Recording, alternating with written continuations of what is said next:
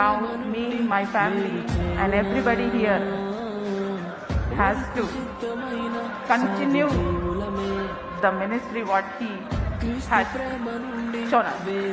And also as our God Jesus Christ teaches us to be in peace and harmony. చావైనా బ్రతుకుట క్రీస్తని ఖడ్గమైనా చావే